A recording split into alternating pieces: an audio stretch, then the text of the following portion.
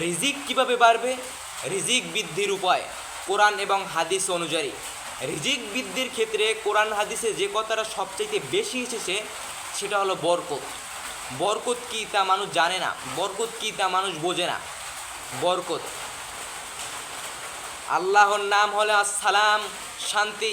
কেউ যদি আল্লাহর নাম নিয়ে খায় তাহলে কি হবে? কি হবে?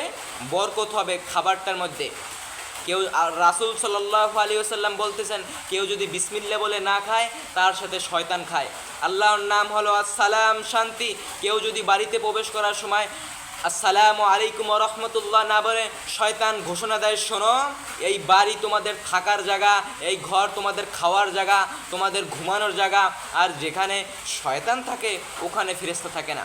শয়তান আর ফেরেশতা মুখোমুখি। যেখানে শয়তান আছে ওখানে ফেরেশতা নাই। যেখানে শয়তান আছে ওখানে বরকত নাই। যেখানে ফেরেশতা আছে ওখানে বরকত আছে। যেখানে শয়তান আছে ওখানে বরকত নাই। তাহলে যে বাড়িতে শয়তান আছে ও বাড়িতে কি নাই? বরকত নাই। রাসূল করিম সাল্লাল্লাহু আলাইহি ওয়াসাল্লাম বলেন যে ওই বাড়িতে রহমতের ফেরেশতা প্রবেশ করবে না যেই বাড়িতে বাপের ছবি সম্মানের সাথে ঝুলানো আছে, টানানো আছে, ভাইয়ের ছবি সম্মানের সাথে টানিয়ে রাখা আছে। ওই বাড়িতে রহমতের ফেরেশতা প্রবেশ করবে না। যেই বাড়িতে বিদেশ থেকে নিয়ে আসা আছে স্বর্ণের ঘোড়া, স্বর্ণের হরিণ, ওই বাড়িতে কি রহমত নাই। ওই বাড়িতে শয়তানের বসবাস। ওই বাড়িতে শয়তান বসবাস করে, ওই বাড়িতে মানুষের বসবাস না। নবী বলেছেন, আলী তুমি ছাড়বে না কোনো ছবি মূর্তি, তুমি ছাড়বে না কোনো উঁচু কবর, ভেঙে খান খান করে দাও। মুসলিম। ওই বাড়িতে রহমতের ফেরেশতা প্রবেশ করবে না। ওই বাড়িতে কাদের বসবাস?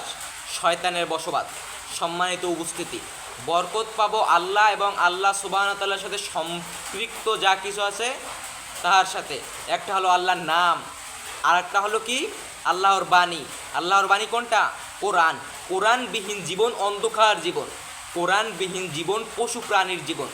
কোরআনবিহীন জীবন কুকুর শুকুরের জীবন। কোরআনবিহীন জীবন গরু ছাগলের জীবন। কোরআনবিহীন জীবন মুসলমানের জীবন হতে পারে না। ওই যে বাড়িতে কোরআন তেলাওয়াত হয় না ওই বাড়িতে শয়তানের বসবাস। ওই বাড়ি কবর, কবরের মতো অন্ধকার। কোনো মুসলমানের মৃত্যুবরণ করা উচিত নয় কোরআন না শিখে। কোনো ছেলেমেয়ের বড় হওয়া উচিত নয়, বেড়ে ওঠা উচিত নয় কোরআন না শিখে। কোরআন, সম্মানিত উপস্থিতি, কোরআন আপনার জীবনে বরকত নিয়ে আসবে। কোরআন আপনার জীবনে রুজি রুটি বৃদ্ধি করে দিবে। এরকম হাজার আয়োজন করার চাইতে, বক্তব্য এর চাইতে জরুরি আমি আপনাকে কোরআন শেখাবো, আপনি কোরআন শিখবেন, এটা সবচাইতে জরুরি। তাহলে সম্মানিত উপস্থিতি,